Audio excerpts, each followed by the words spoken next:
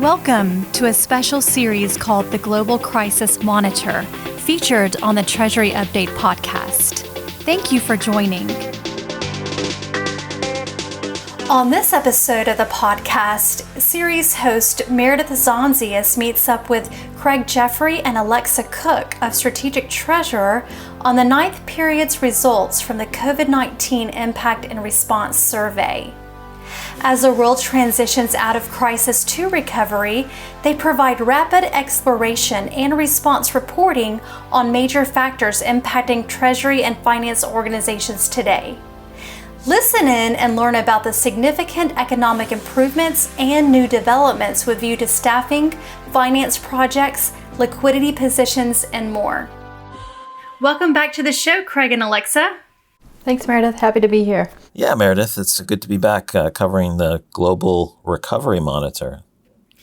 So we are now 9 survey periods into the Global Recovery Monitor. Let's start off with the top headlines. Yeah, I'll start. There's just ongoing significant improvement on a week-over-week basis.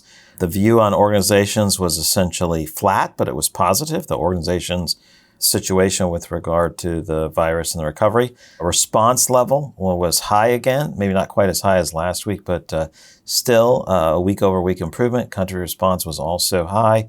The community concern was diminished. In other words, it had a record high over the 9 periods so far. So that's the biggest improvement on a week-over-week basis. And that represents 6 weeks in a row with a positive sentiment there. And then a couple other areas, the organizational liquidity perspective on a week-over-week basis or period-over-period basis. Again, it was more than 2-to-1 positive. So 32% viewed their organizational liquidity having improved over the past period versus 15% that had moved in a more negative direction. And so this also is a long-running positive move. That was 5 weeks. So our 4 main sentiments improved this week. All were higher than the prior week, and organizational liquidity improved. So definitely a recovery monitor. Yeah, and to add to that from the economic improvement standpoint, the 3-month category has been by far the highest category again. It's still nearing the equilibrium and is about the same as it was last week. The 12-month outlook has also increased, and from this measure, that's still about a 5-month period for full economic recovery, which is actually a huge jump. I believe last period we thought that the full economic recovery would be in Q1 of 2021, and now it's jumped all the way up to Q4 of 2020. So that's some positive news there. Excellent. We'd like to hear that positive news. So this past survey period, we've added in a few survey questions on employment, return to work issues, and industry revenue estimates. Can you walk us through some of this period's findings? Yeah, so some of the new questions. One was, what's the employment level compared to pre-pandemic or the pre-response to the pandemic? 54.9%, just about 55%, stayed the same. Their employment levels matched what was going on. 9.8%, almost 10% increased staffing during this time frame. But those that decreased it was very significant, 35.3%. Of those, about 44% were straight up layoffs, 40% or so were furloughed, and then contractors that were cut was 16%. The second area that we talked about with several questions had to do with return to work statistics and activity. So a balance of still staying remote and on site about the same as the prior period was about 49%. More workers remote, that still increased, a little over 34% had more workers remote than the prior period, but 12.5% showed more workers on site. And then part of that is we're asking, how are people returning in a post-COVID normal? Are they returning to work? What's going on now is 58% do not have a communicated return date. So they're still figuring things out or planning it.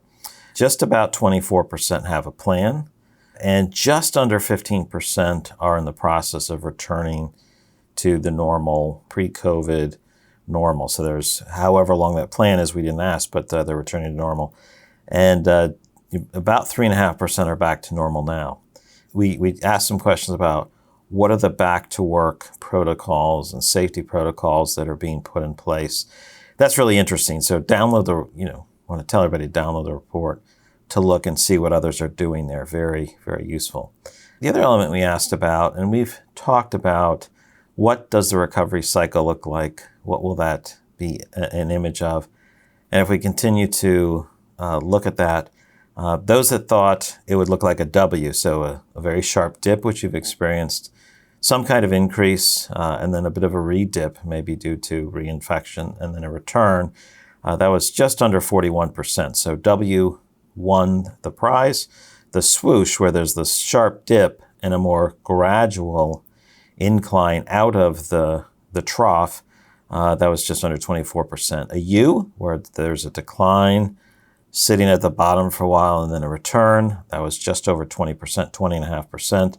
The check mark beat the V out. So the check mark is the long dip and then a longer increase, and actually exceeding the prior high point before COVID was a little over 1 in 9 saw it as a check mark, whereas the V was in last place at 3.4%. And then the last item that is really worth looking at the report has to do with revenue levels in my industry.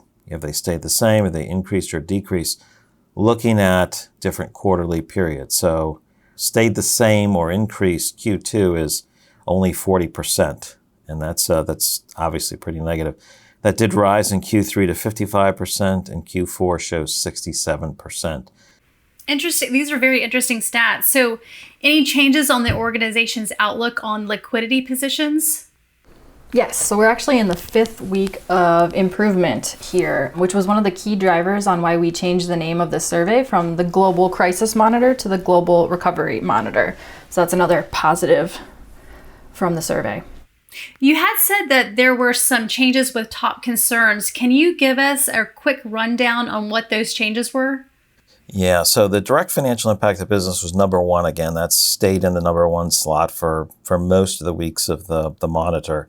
But staff safety protocols moved up to second place in this period. It was third in the very first week of the monitor, so 9 cycles ago, when people were moving to home and concerned about safety there. And then that consecutively, almost week by week, moved down a position, not exactly week by week, but moved down a position. So in our 8th monitor, it was in the last place. And then all of a sudden, this last period, it's jumped to number 2. And we think that's interesting. We think it reflects companies starting to plan to come back, states, countries, regions reopening. So it's just interesting how that has sprung back almost to the top position in a 1 period change. How are the time estimates for health and financial normalcy looking? So on the health outlook, the extension of time until COVID-19 becomes a minor health issue has stayed the same, which is just sitting at the 10-month range. And the inflection point has increased this week and is sitting at about 1 month. I think it was at about 3 weeks last period, so that's not a major change. And then for financial normalcy, in businesses, that came in at about 11 months, which was actually a pretty big jump from the last period, which came in at 8.5 months.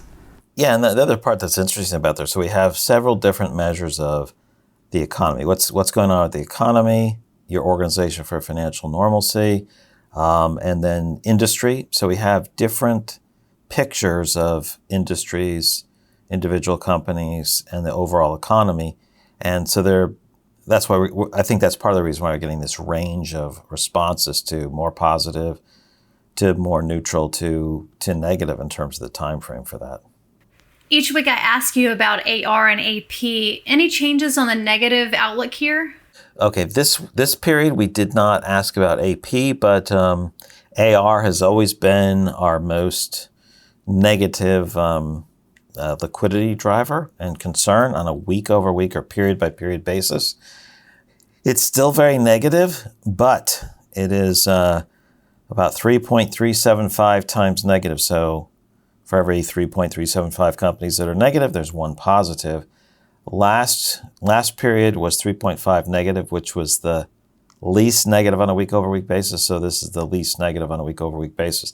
It's still very poor because it's continued negative outlook for that on a week-by-week basis, not just compared to a point in time, but compared to a week-over-week basis.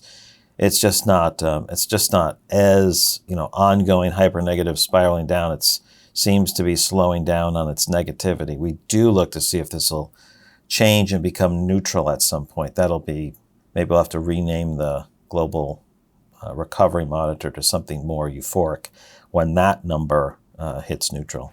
Mm-hmm. That's good to know. So before we break for the period, what do we need to be thinking about for the weeks ahead?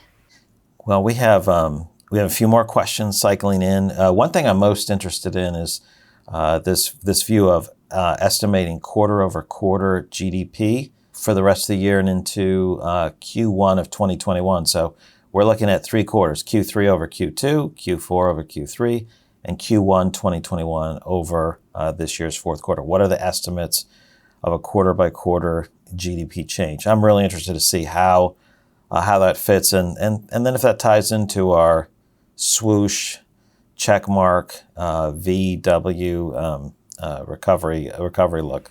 Well, thanks, Craig and Alexa, for this insightful update. I look forward to speaking with you both soon. Thanks, Meredith. Yeah, thanks.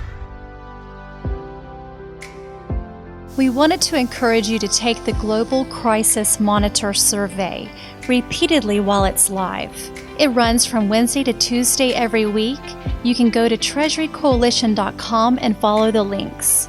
Add your voice and insight so that as a profession, we can take positive and knowledgeable steps to move our organizations and nations forward. Invest 5 minutes each week at treasurycoalition.com and get great information and insights while helping our profession and organizations. This podcast is provided for informational purposes only, and statements made by Strategic Treasurer LLC on this podcast are not intended as legal, business, consulting, or tax advice. For more information, visit and bookmark strategictreasurer.com.